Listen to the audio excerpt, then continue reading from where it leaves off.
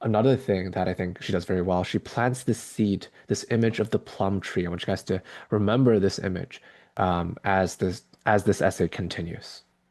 All right, let's continue.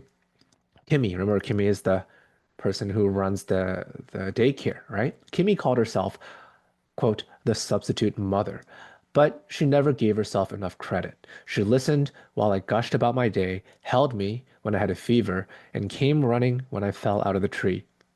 We see this tree again, right? And here's the final paragraph. When I look back, I remember peering down from the top of the plum tree. Remember, I told you guys to remember this device here.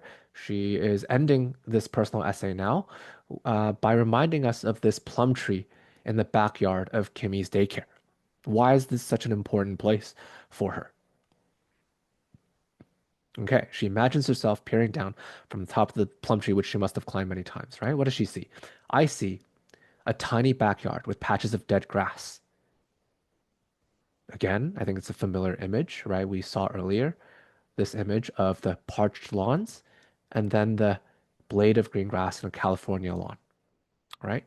So she sees tiny backyard with patches of dead grass. But I also see Kimmy and my 7 siblings. I see the beginnings of lives and a place that quietly shapes the children who run across the lawn below. The baby stares curiously up at me from the patio, bouncing in her seat. She will be walking soon, Kimmy says, as will I.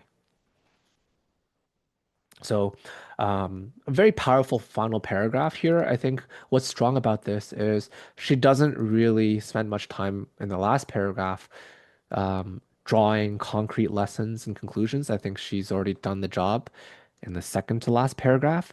Instead, I think the last paragraph serves more as a poetic ending, right? Where she kind of echoes some of the strongest images that we saw earlier with the plum tree and the dead grass. But I think the other thing that makes this ending work so well is they're not just imagery for the sake of imagery, right? Certainly, these are still very nice images that are being echoed here, but these are significant images because they are the visual reminder. These are the little snippets of this very important place, right? Where she saw the beginnings of lives and where she and the other children were shaped quietly, right? In that small patch of lawn. So much can happen in such a small space, right?